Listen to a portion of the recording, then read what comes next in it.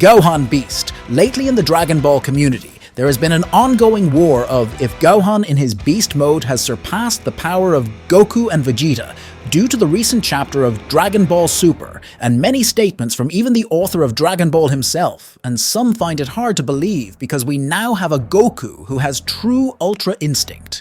and a Vegeta who can use Ultra Ego, the power of destruction. And some of them even implying he is stronger than Black Freezer, who trained in the hyperbolic time chamber for 10 years and had literally one-shot Goku and Vegeta. But what if I said that those statements can actually be taken into consideration? What if I told you that Gohan Beast can actually give Goku and Vegeta the fight of their life? And without further ado, please leave a like and subscribing to the channel for more future scaling videos. Gohan, the son of Goku. Gohan has always been one of the most important characters in the Dragon Ball universe and has showcased his talent ever since he was a kid growing up, and he has even made some of the mightiest villains of the series come to their knees. And at even 3 years old, he was able to make his uncle Raditz tremble on the ground. And keep in mind, Goku and Piccolo couldn't even lay a scratch on Raditz. And a 3-year-old was able to leave a dent on him. And even fast forwarding to the Freezer saga, where he unlocks his true potential, he was able to go up against a second form. Freezer, who had a power level of 1 million, and keep in mind when Gohan got his potential unlocked, he had a power of 18,000,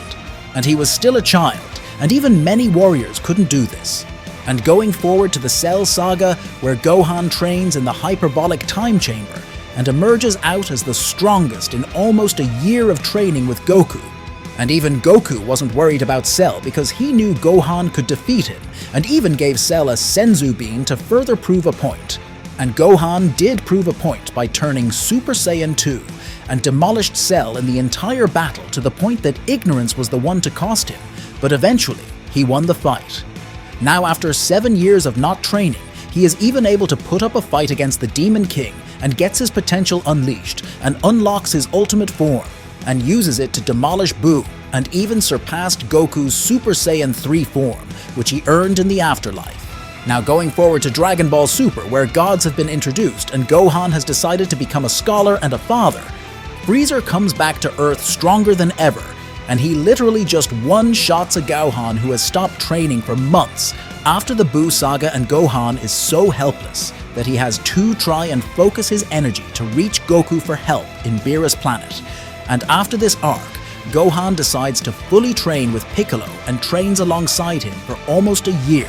and the Tournament of Power comes up where Gohan trains with Piccolo within a few days before the operation, and Gohan is even able to put up a fight against a God Ki Goku, and even pushes him to use Super Saiyan Blue, and even further pulls out the Kaioken on top of Blue, and even Goku acknowledges the growth of Gohan's power. And in even the manga version of the Tournament of Power, Gohan was equal to the power of Kefla, who in the anime forced Goku to use Ultra Instinct. Now I guess I've reached the point where I have been meaning to reach, and where the real shenanigans come into place, and that is the superhero arc in which Gohan unlocks the Beast form and completely demolishes a Cell copycat. And this is where everything gets tricky, because in Dragon Ball there is a lot of inconsistency power scaling, like how Toriyama stated that Gohan is stronger than everyone, and only for him to debunk himself by saying Cell Max without his perfect mind wouldn't be a match for Broly.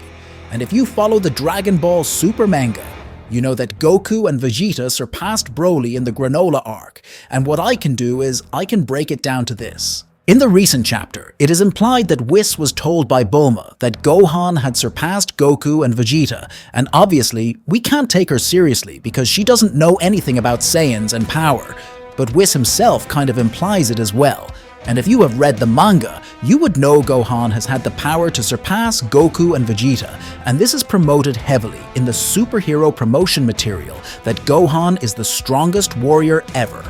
And when Gohan even powers up, Goku senses his massive Kai and is shocked by it alongside Vegeta. And I know many of you are going to say that he did it in the Resurrection movie, but in that time, Goku had to focus really hard, and this time he just felt it, and Gohan could have surpassed them.